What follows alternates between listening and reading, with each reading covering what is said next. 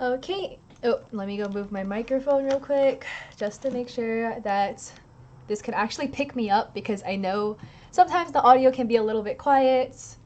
But alright guys, so today's lecture will be Intro to Game Design given by yours truly.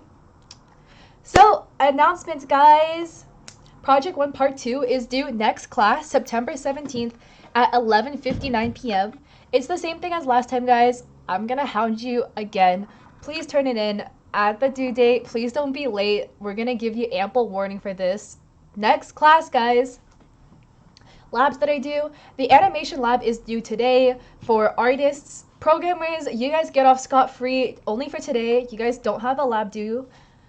Also, another new thing, we are planning to host decal game nights on weekends. We figured that the upcoming projects, Project 2 and Project 3, are team-based. Therefore, you guys would need to form teams. And how can you form teams if you don't know anybody in this class? Good luck! So we're hosting these game nights. Who doesn't love to play video games? Who doesn't love to make new friends? So you can go and befriend your fellow decal classmates and get to know us facilitators better. Because again, us facilitators will also be mentoring your Project 3. So please fill out the poll on attendance to let us know what day and time works. It's going to be during the evening, either on Saturday or Sunday. So please vote for whichever day works best for you guys so we can go pick a time that everyone can make. So the outline of the lecture that I will give today, it's going to be a quick lecture, not too long. So we're going to go over what is game design and the 3 primary principles of game design. Let's go. So what is game design? According to Wikipedia, game design is the art of applying design and aesthetics to create a game for entertainment or for educational, exercise, or experimental purposes. This is basically a broad definition, but honestly, there's not really any standard definition of game design. It's basically a role where you would wear many hats to go and create the game. So, game design can include a multitude of different things, such as the creative side of the game making process, creating goals, rules, and challenges to define said game, coming up with the artistic aspects. All of these incorporate game design, and it could occur in separate roles in a large team or all in one for small teams. So to make it applicable for you guys will be working in pretty small teams of 2 to 3 for Project 2 and around a team of 5 for Project 3. These are small teams, so in terms of game design and coming up with a general design idea for your game and the levels and how the game should be played, this will be a group effort by everybody in the game.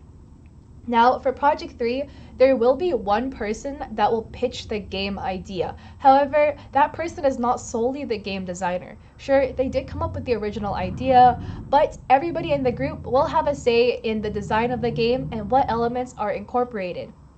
There are general practices for game design, but there is no formal hard rules about it. It is whatever you want it to be, honestly.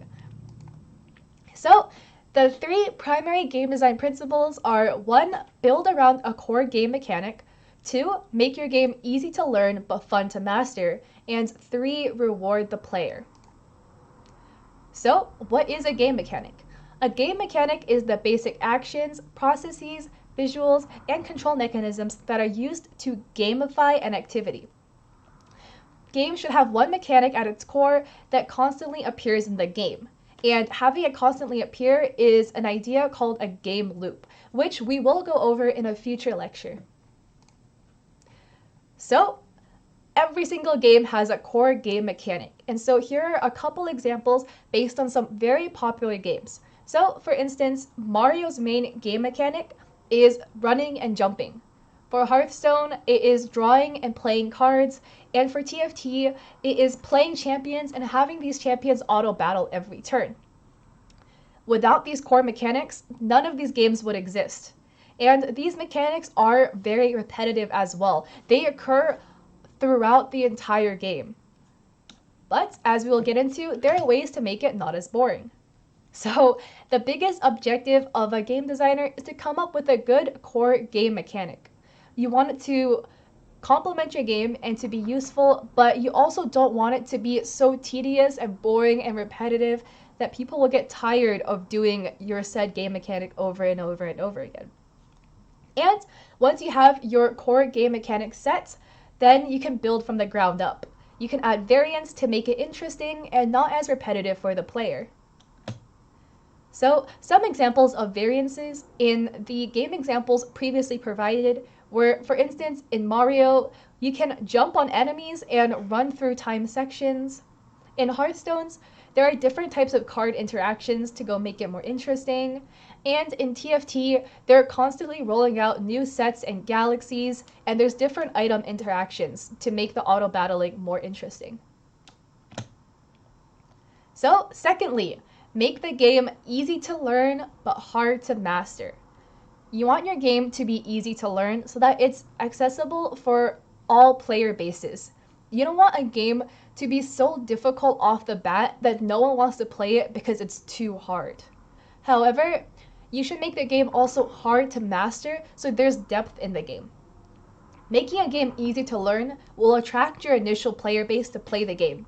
However, making the game hard to master retains the player base you just initially attracted. It gives them something to keep coming back to. And good examples of this principle of game design are the games listed below: Chess, Super Smash Bros., Flappy Bird, Beat Saber, and Fall Guys. All of these games are super easy to learn, or maybe not super easy, but relatively easy to learn. Smash Bros, kind of complicated. There's a lot of different characters you can use, but also it's not that difficult to just pick up a controller, select somebody that looks cool, and kind of just push a couple of buttons and start fighting. And chess is probably the hardest one to initially learn because you kind of have to learn the rules for each piece, but even then, it's very quick to learn.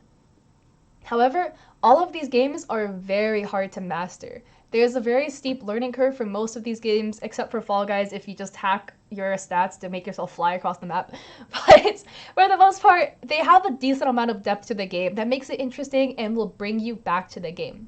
Now, there are exceptions to this rule, notably Dark Souls, which is just so ridiculously hard off the bat. I don't understand. But with the exception of these rules, some games can make it work, but for the most part, making it easy to learn and fun to master is what keeps people coming back to your game. Lastly, reward the player. Humans are pretty simple-minded, so providing a lot of positive reinforcement for the player means that they're happy and they want to continue playing the game. And a lot of this comes from psychological conditioning, which involves positive reinforcement and negative punishment. So in terms of positive reinforcement, if a player does something well, you want to positively reinforcement so they keep doing that good behavior. So, for instance, if a player were to go and speedrun a level and they make it through the level very quickly, suddenly they can go see that they have their new personal best in terms of speedrunning score or speedrunning time. And that will give them a dopamine rush where they see, wow, like I did so good. It's a great positive reinforcement and it'll keep them wanting to come back and perform better. An example of negative punishment could be where if you're playing in a game like Minecraft and you die, you'll suddenly lose all of the items that you were holding. And so that loss of having your inventory will kind of discourage you from putting yourself in a situation where you might die again. So there has to be some sort of success criteria in your game. And examples of these success criteria could be points, leaderboards, cutscenes, hidden levels, new abilities, and secret boss fights. All of these are success criteria and positive rewards to go provide the player, to go encourage them to keep playing the game and keep working hard at it. So, examples of this, both of these examples are actually Mario. This is the original Super Mario's, and there actually were 256 secret levels in this game, which is crazy to me. And in this Mario Kart screen grab from a YouTube video, actually, there's a leaderboard. And so it is a success criteria because being on top of the leaderboard is definitely something that players would want. However, at the end of the day, the best thing that you could possibly do, aside from all of these different criterias and things like that, is just to ask yourself, is my game fun?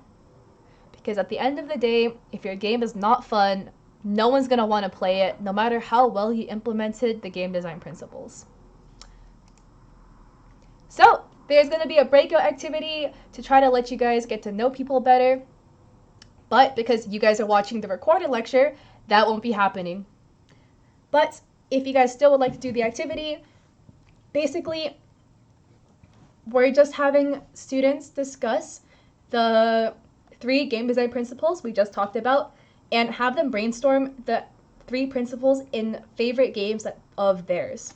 So they'll just talk about it. So you can brainstorm the 3 game design principles in your favorite game as well. Exactly. All right, and here are the labs. Programmers and artists both have labs this time. Wow. So programmers will be doing the Collider lab, and if you're an artist, you'll be doing a tile set lab. Well, you'll be designing your own tile set. And here is the attendance link. Thank you everybody for watching. I hope you have a great day.